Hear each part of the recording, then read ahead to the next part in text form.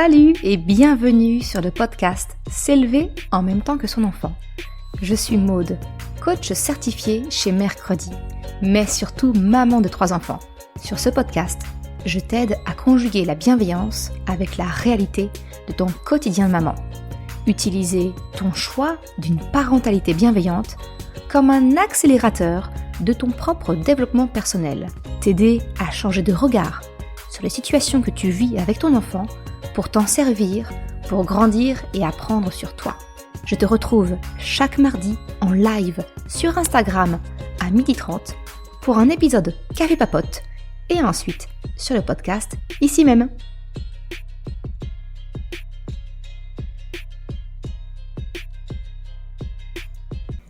Hey, salut! On est reparti pour reprendre en 2023 les bonnes habitudes qu'on avait mis en place en 2022. Donc on reprend les cafés papotes, les lives de café papote qui ont lieu tous les mardis, quand tout se passe bien, à 12h30 sur Instagram. Et du coup, dès que le replay est disponible, je le mets aussi, tu peux l'écouter également sur le podcast S'élever en même temps que son enfant, sur ta plateforme d'écoute préférée. Alors, j'attends que tout le monde arrive doucement. Salut. Alors, pour rappel, aujourd'hui, le sujet de ce café papote d'aujourd'hui, on va parler de comment donner de l'autonomie à ton enfant pour qu'il puisse s'habiller, en tout cas le plus facilement possible et sans te solliciter toutes les 2 secondes. Donc, ça va être le sujet d'aujourd'hui. Avant de commencer, je vous laisse arriver doucement. Salut Dictében, salut Gérambert, voilà. Je suppose que c'est Bérangère, non, peut-être. J'espère que le son, en tout cas, est bon. Si l'un de vous deux peut au moins me dire si c'est OK, au moins je parle pas dans le vide. C'est la petite vérification que je préfère faire à chaque live, chaque mardi quand on commence, pour pas blablater dans le vide. Super, ça a l'air d'être OK. Super. Alors on est parti. Donc aujourd'hui, la question à laquelle je réponds aujourd'hui, c'est une question de Sandra qui m'a envoyé sa question sur le formulaire que je te mets à disposition, toi aussi, si tu veux que je réponde à une de tes questions pour un prochain Café Papote. Tu trouves les liens dans ma bio sur Instagram ou dans la description de l'épisode si tu l'écoutes sur le podcast. À chaque fois, je mets le lien pour retrouver le questionnaire. Sinon, tu le retrouves sur www.merrecredi.com/par-ici, tout simplement. Et là, tu trouves le lien pour pouvoir accéder au questionnaire et me poser des questions. Bref, aujourd'hui, c'est la question de Sandra à laquelle je réponds. Sandra, c'est une maman de 2 enfants qui a 3 ans et 21 mois, si mes souvenirs sont bons. Et elle m'a demandé, elle rebondit aux épisodes 15 et 16 du podcast où je te parle de comment donner de l'autonomie à ton enfant avec quelques adaptations finalement de ton environnement à la maison pour que ton enfant, ce soit plus facile pour lui. Et elle rebondit dessus en me disant « Ok, très bien, l'environnement, ok, mais est-ce que il y aurait des trucs et astuces, des petits tips de parents pour que un enfant, donc de 3 ans, je comprends, puisse s'habiller plus en autonomie ?» Vraiment les techniques d'habillage. Alors effectivement, du coup, ça vient complètement compléter ces 2 premiers épisodes que j'avais faits. En fait, je regarde à côté parce que j'ai mes petites, je mets à chaque fois mes petites notes. Je n'ai rien préparé si ce n'est ce qui m'est venu à l'esprit quand j'ai lu la question pour pouvoir être le plus synthétique possible, malgré que ce soit en live.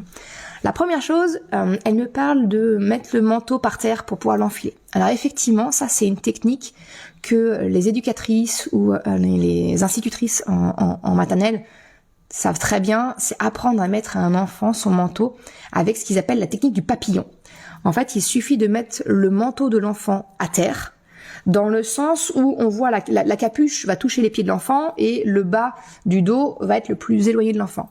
Et l'enfant va simplement en fait enfiler ses 2 mains dans les manches et le passer par-dessus lui pour faire comme des ailes de papillon, d'où le nom technique papillon. Et ça lui permet d'enfiler facilement, en autonomie, son manteau. Alors ça, effectivement, c'est un tips, j'ai envie de te dire, qui est relativement connu Moi, je l'ai vu en voyant les éducatrices de mes enfants à la crèche leur apprendre à faire. Et effectivement, Krapopoulos, qui a 4 ans en maternelle, le fait tout à fait facilement, naturellement. Donc ça, c'est la première chose. Et ensuite, j'ai envie de te dire, pour tout ce qui est de favoriser l'autonomie de ton enfant pour qu'il puisse s'habiller, c'est finalement de te mettre à la place de ton enfant. Qu'est-ce qui est le plus facile pour lui ?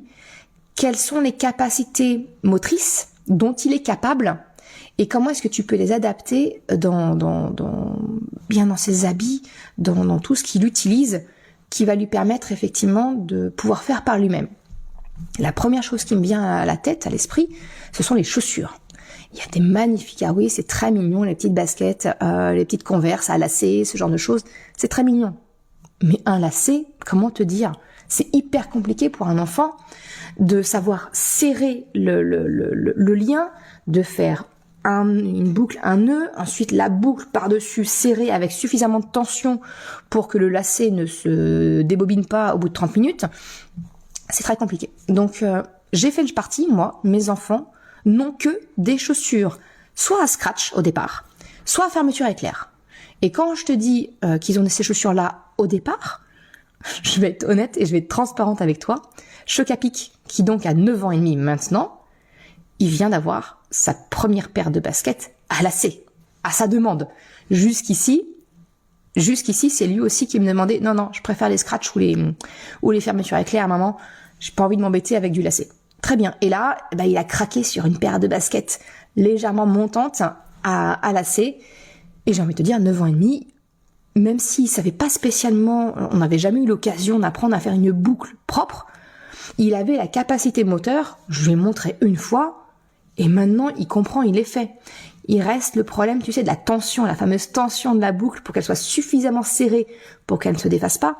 Là, il est en train de tester et apprendre. Là, c'était trop mou et donc ça s'est défait dans les 10 minutes qui ont suivi en courant dans le match de foot. Ça s'est desserré, j'ai fini avec les lacets complètement défaits. Il est en train de le test and learn, tu vois. Il teste et il apprend en même temps par lui-même. Mais à 9 ans et demi, j'ai envie de te dire, il en est tout à fait capable. Donc vraiment pour ton enfant quand il est beaucoup plus jeune, ok, c'est très mignon, on est d'accord, c'est très joli. Mais qu'est-ce que tu préfères ? Que ton enfant soit habillé avec des chaussures ou des vêtements qui soient très jolis, mais qui nécessitent que tu sois avec ton enfant, que tu l'aides et que tu fasses pour lui ? Ou est-ce que tu veux de l'autonomie au quotidien, te dégager du temps, permettre à ton enfant de faire par lui-même et que c'est un peu moins à la pointe de la mode ? J'ai envie de te dire, finalement, chacun fait son choix. Moi, mon cheval de bataille, c'était de me dire, ils sont 3, je suis souvent seule le matin, ma bataille, elle est vite vue, je veux juste que ce soit pratique et qu'ils soient capables de le faire en autonomie. Donc, mes enfants ont toujours eu des chaussures à scratch et à fermeture éclair sur les côtés. Voilà, c'est très simple. Ça, la fermeture éclair, monter, descendre, c'est quelque chose qu'ils acquièrent très facilement. Un enfant de 2 ans et demi, 3 ans, c'est parfaitement maîtriser ça. Reste la droite et la gauche, j'ai envie de te dire, mais ça, il suffit de l'accompagner dans l'autre sens. Et on est bon. Et en chaussures à scratch, j'ai un gros faible pour la marque Naturino. Je te mettrai un lien si ça t'intéresse. J'aime beaucoup ces chaussures-là parce que d'une part elles sont ergonomiques, vraiment elles permettent vraiment à la voûte plantaire de se former correctement. Elles amortissent bien les chocs et elles ont ce petit côté caoutchouc qui remonte sur le dessus, qui reste très joli et qui évite que la chaussure soit trouée en l'espace de 1 mois et demi de jeu dans les aires de jeu, tu sais, avec cette surface très abrasive qui vient à bout de toutes les chaussures. Bref, c'est mon gros coup de cœur. Tous mes enfants sont passés par des chaussures Naturino. Elles sont très jolies, très sympas, très pratiques et ils peuvent les mettre tout seuls. Bref, voilà, c'est pas aucun partenariat avec eux, juste un énorme coup de cœur pour cette marque-là. Donc la première chose, c'est voilà, tout ce qui est chaussures, eh bien c'est finalement de réfléchir à qu'est-ce qui est le plus simple pour ton enfant à mettre. Je pense que le scratch, c'est inné chez n'importe quel enfant et la fermeture éclair, c'est quelque chose qui vient très vite avec les enfants, d'autant plus avec des chaussures où il n'y a pas, tu sais, ce fameux, le petit bout de métal à mettre à l'intérieur pour pouvoir tirer, parce que c'est cousu dans la chaussure, donc c'est juste monter et descendre. Voilà. Donc pour ce qui est d'enfiler les chaussures, pour moi, voilà, et les chaussons élastiques, hop, qui s'enfilent. Enfin, chaussons. Moi, c'était souvent pieds nus, mais sinon c'est les chaussons en cuir élastique, et ça, ils savaient très bien les mettre. Si on part sur les vêtements, comment faire en sorte que ton enfant, puisse s'habiller, se déshabiller, le plus en autonomie possible, parce que ça vient pas du jour au lendemain où il est capable de s'habiller et de se déshabiller entièrement seul, mais en tout cas, commencer par une première partie, on va dire. Encore une fois, j'ai envie de t'inviter à réfléchir, qu'est-ce que tu privilégies? Est-ce que c'est l'aspect esthétisme, genre, je pense les petites filles avec les mignonnes petites robes, jupes, avec des collants, même moi, adulte, comment te dire des collants? C'est compliqué. Donc un enfant de 3 ans, tu comprends que c'est pour toi. Hein. C'est toi qui vas devoir mettre les collants, c'est pas ta fille qui va pouvoir les enfiler toute seule. Donc réfléchis en termes de praticité pour ton enfant. Donc ma fille, typiquement, pour tout ce qui est jupe et robe, maintenant elle va avoir 8 ans, hein, dans quelques mois. Autant te dire que maintenant elle fait le choix de mettre ou non des collants. Mais jusqu'à il y a pas si longtemps, on utilisait la technique du legging. En fait, j'achète des leggings à la place de collants. Elle met chaussettes et collants. Au moins, elle peut être pieds nus et ne pas glisser parce que le pied est pris dans l'ensemble. Donc, on est plutôt sur un combo collant, chaussettes, jupe ou robe. Et ça, c'est quelque chose qu'elle a plus vite su maîtriser à mettre toute seule. C'est facile, c'est à taille élastique. Donc c'est vraiment quelque chose que les enfants peuvent arriver à maîtriser plus facilement. Pour les garçons, tout ce qui est pantalon, il se trouve que mes garçons aiment beaucoup tout ce qui est jogging. C'est taille élastique, c'est confortable parce que c'est tout doux à l'intérieur. Ce n'est pas serré, tu vois, ils ont une liberté de mouvement. Et ça, très vite, mon grand me l'a fait comprendre. Hein, il m'a clairement dit, maman, ton jean slim là, il est très mignon, il est très joli. Mais j'en veux pas, en fait. J'en veux pas. Il n'aimait pas ça. C'était trop serré. Il n'était pas libre de ses mouvements. Le bouton, la fermeture éclair quand il y avait, c'était une horreur. Même maintenant, à 9 ans et demi, les jeans, c'est toujours pas ça, ou alors c'est des coupes droites. Et en fait, moi, je suis pas fan des jogging. Clairement, on va pas se mentir. Si je te dis de privilégier l'autonomie de ton enfant et la facilité au détriment entre guillemets du look, de ce que ça peut, voilà, comment ça peut avoir l'air, je suis quand même pas fan du total look jogging. Ça n'engage que moi, mais c'est quand même pas ma tasse de thé. Et voilà, quand il y a un anniversaire, on est invité ou autre, j'aime bien que mon fils soit quand même bien habillé, on va dire. Donc on s'est retrouvé face à un conflit, si tu veux. C'est que d'un côté, mon fils ne jure que par les jogging pour leur confort, leur praticité, la chaleur et tout ce que tu veux bien. Et d'un autre côté, moi qui me dis, ok, je veux bien la facilité, je veux bien le confort, mais j'aimerais bien quand même que tu ressembles un peu à quelque chose de temps en temps. Pas tous les jours, je dis pas quand c'est pour traîner à la maison, il y a aucun souci. Mais voilà, de temps en temps, d'être quand même mignon. Et donc, on est arrivé à un compromis. Ce sont les fameux jog pants. Je sais pas si tu connais. Ce sont ces pantalons. Alors, si tu m'écoutes en replay sur le podcast, tu ne verras pas l'image. Je t'invite de retrouver la vidéo sur Instagram. Mais en gros, ce sont ces pantalons. Donc, c'est même des jeans, mais qui sont, à taille élastique. Donc, finalement, c'est le compromis entre le confort et le look. C'est-à-dire que mes fils retrouvent la facilité, la praticité avec un truc qui s'enfile et qui se défait très facilement. Lui, il a un bouton. Krapopoulos, il a 4 ans maintenant, il sait mettre un bouton. J'ai envie de te dire que de par la taille élastique, il s'en met même pas, il enlève pas le bouton. Il l'enlève et il le met facilement avec ça.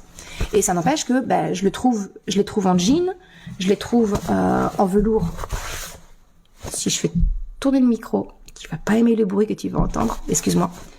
Mais tu le trouves aussi, tu vois, en velours côtelé et en jogging bien naturellement. Mais on peut avoir un look de pantalon tout en gardant un niveau assez pratique, j'ai envie de te dire, pour enfiler pour ton enfant. Donc c'est le bon compromis et j'en trouve même maintenant Choc à pic, mais la taille 12 ans, j'en trouve en 12 ans encore.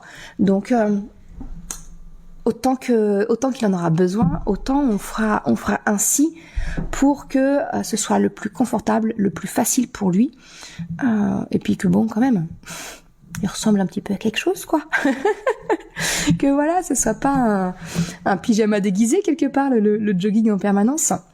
Mais voilà, en fait, ce que je voulais te dire, c'est que pour permettre à ton enfant d'avoir de l'autonomie dans l'habillement, il faut vraiment se mettre à la place de ton enfant. Quelles sont ses capacités motrices?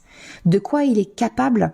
Est-ce qu'il est capable de remonter une fermeture éclair au niveau de l'entrejambe et d'un bouton? C'est pas non plus évident. Bah voilà, le côté élastique, ça peut être une bonne façon. J'ai d'autres pantalons qui sont avec une cordelette à nouer.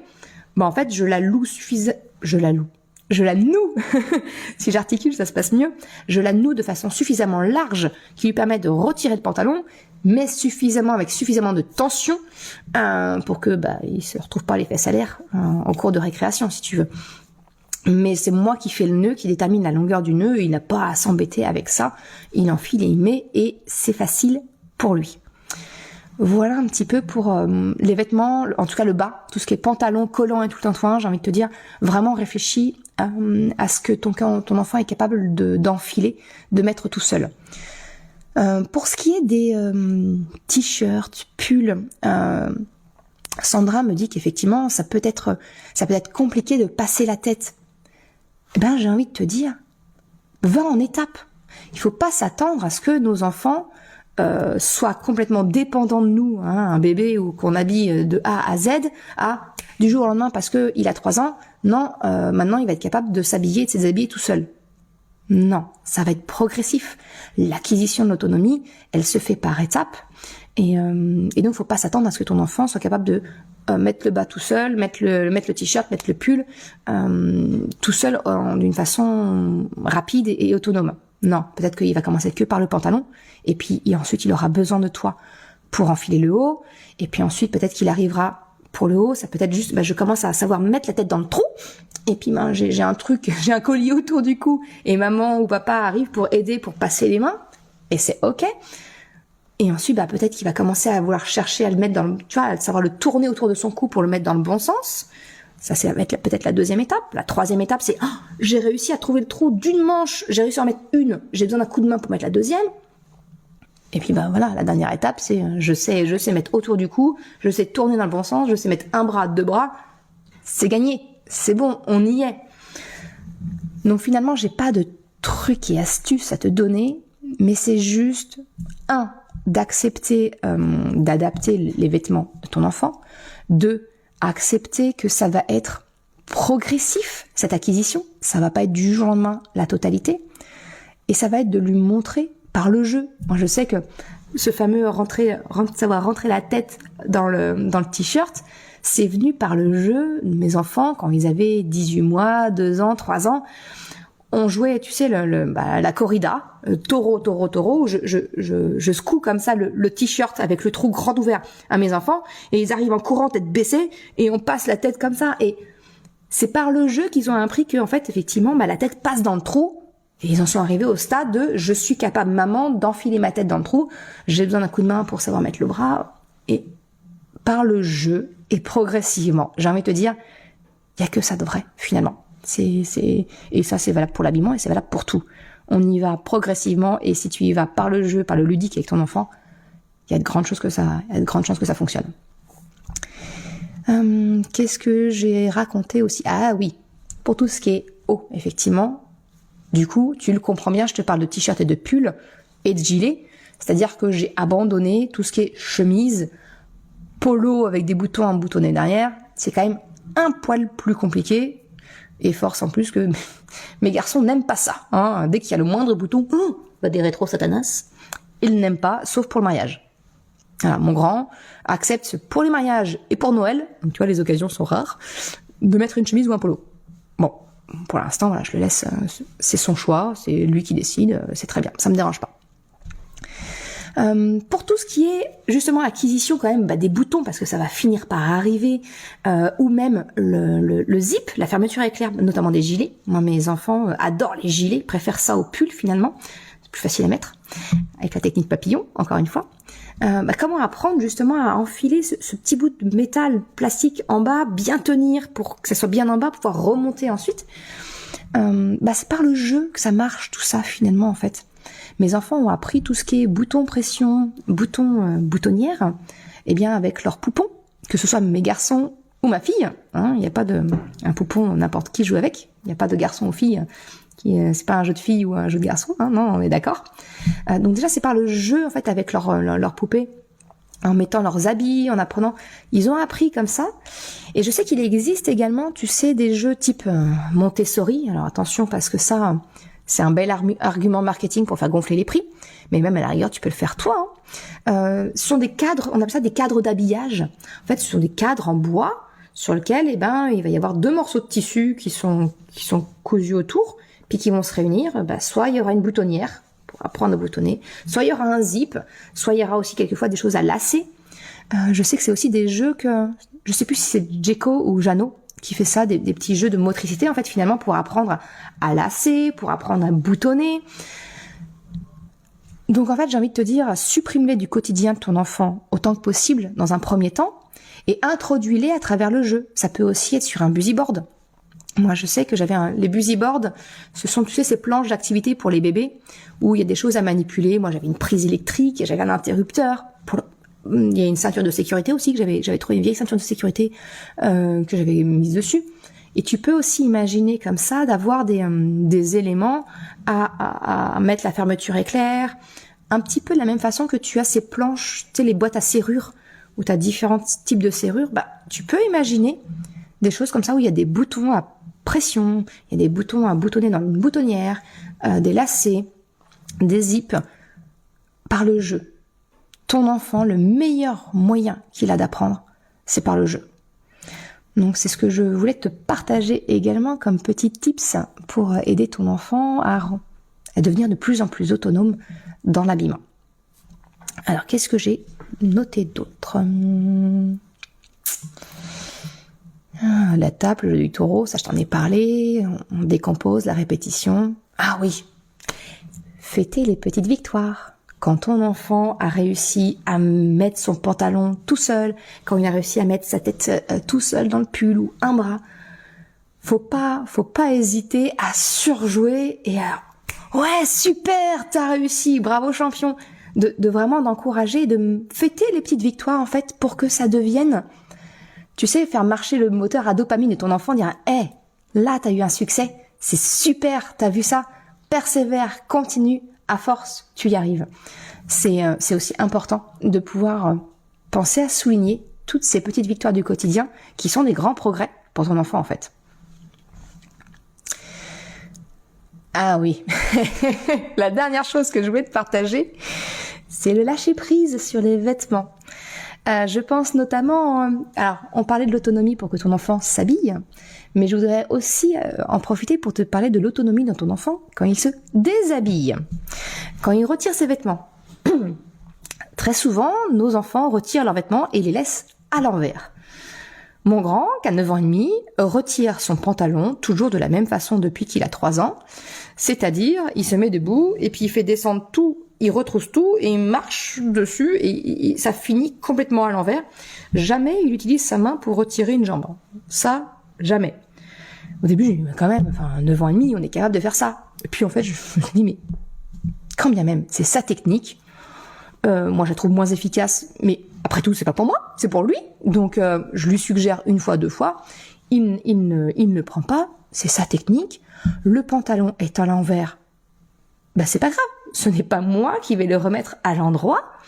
Je lui ai appris, je lui ai montré des conséquences. Krapopoulos, qui a 4 ans, fait exactement la même technique et le pantalon termine à l'envers. Le lendemain matin, il revenait et il me montrait le pantalon pour que je l'aide pour mettre à l'endroit. J'ai dit, mais non, mon bonhomme, tu n'as pas mis à l'endroit, tu n'as pas retiré à l'endroit la veille. Apprends à le remettre à l'endroit. Donc bien sûr, au début, j'ai accompagné le mouvement. Je dis, regarde, on met la main dans la jambe, on attrape le bout et on retire, on ressort et on le met à l'endroit. Aujourd'hui, Krapopoulos a 4 ans, il sait parfaitement remettre son pantalon à l'endroit. Il le retire tous les soirs en le laissant à l'envers et le matin, il le remet à l'endroit tout seul. Finalement, qu'ils le mettent aussitôt à l'endroit, ou qu'ils le mettent à l'endroit au moment où ils le remettent, c'est quoi le problème? Parce que je pourrais m'énerver en me disant, mais non, tu ranges le pantalon, t'en prends soin, et tu le mets à l'endroit tout de suite. Mais finalement, qu'est-ce que ça change pour moi? Rien. Je lui apprends juste les conséquences de son geste et que il le retrouve dans cet état-là le lendemain. Ça le dérange ou ça le dérange pas, mais la conséquence, elle est pour lui. Et je te partage ça parce que, en fait, ça m'a fait sourire. Parce que c'est exactement ce qui se passait quand j'étais petite. Moi, quand j'étais enfant, ma mère me faisait la guerre parce que je retirais mes chaussettes à l'envers. Je les mettais dans le linge sale à l'envers. Et elle supportait pas de voir du linge comme ça à l'envers. Jusqu'au jour où elle en avait tellement marre qu'elle m'a dit, Maud, c'est terminé, je ne remets pas tes chaussettes à l'endroit, tant pis pour toi, t'auras tes chaussettes propres à l'envers, ce sera à toi de les mettre à l'endroit le jour où tu veux les enfiler. Ok, très bien. Bah tu sais quoi? J'ai 40 ans, je retire toujours mes chaussettes à l'envers, je les lave à l'envers, et je les remets à l'endroit au moment où je les enfile. Et ça me pose absolument aucun problème. Et en fait, si je te partage ça, c'est que finalement, à qui ça pose problème que ce soit à l'envers ou à l'endroit? À partir du moment où la charge ne te revient pas à toi en tant que parent derrière de remettre à l'endroit, si ton enfant, ça lui pose pas de problème de devoir remettre à l'endroit au moment où il les enfile, bah c'est ok. Il y a pas de débat en fait, il y a pas lieu de se fâcher, tu vois. Et voilà, c'était le petit truc en plus que je voulais te partager aujourd'hui, c'est te suggérer l'idée, j'ai envie de te dire, de lâcher prise sur ce que tu penses de comment ça doit être, et finalement de laisser la conséquence naturelle à ton enfant, et de voir si ça lui convient ou non. Voilà ce que je voulais te partager également. Voilà un petit peu, voilà, j'ai fait le tour du sujet. Je sais pas si tu as des questions. Je te laisse maintenant me les noter dans le chat directement en live sur Instagram. Si tu as des questions, c'est le moment. Je vais boire un coup, j'ai soif, et je vais aller voir un petit peu sur le chat s'il y a eu des questions, si ça a été clair ou si ça te suscite voilà, si tu as des questions à me poser, c'est le moment.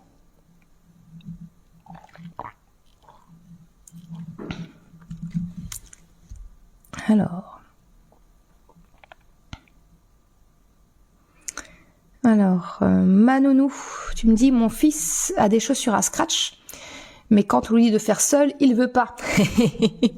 Parce qu'il a compris qu'on faisait derrière lui. J'ai envie de te dire, il a compris que à un moment donné, par le temps pressé, il sait qu'on va faire pour lui. Donc c'est finalement dire, ok, on part comme c'est, comme tu es. Donc t'es en chaussettes, on part en chaussettes. Tu les prends à la main, tu les mettras quand tu voudras. Moi je sais que c'est quelque chose qu'on faisait avec mes enfants. C'est que non, il avait décidé qu'il voulait pas mettre les chaussures. Ok, très bien. Admettons, là, par exemple, on prenait la voiture. Admettons, on prend les chaussures à la main. Je les pose avec toi dans le siège auto à côté de toi. T'es en chaussettes. Si tu veux descendre après pour aller à l'endroit où on doit aller, va falloir des chaussures, mon petit bonhomme. Généralement, il essayait de les mettre, quelquefois il les mettait à l'envers, mais il essayait de les mettre dans le siège auto. Parce qu'il y avait plus, tu sais, cette contrainte de je te demande de faire maintenant, cet ordre finalement. L'enfant ne va pas vouloir répondre à un ordre parce qu'on lui enlève son libre arbitre.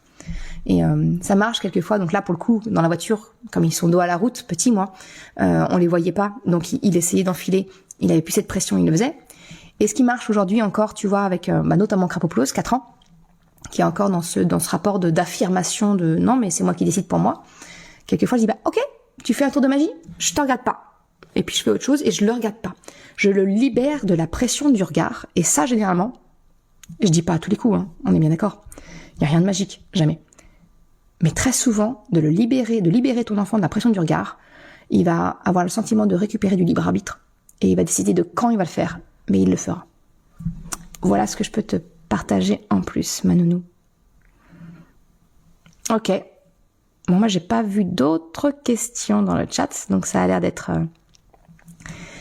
clair, tant mieux. Merci beaucoup en tout cas d'avoir été au rendez-vous pour la reprise des cafés papotes. Super, tu vas tester ça. Tu me diras à l'occasion, avec grand plaisir. Je te donne rendez-vous du coup mardi prochain, même endroit, même heure, mardi 12h30.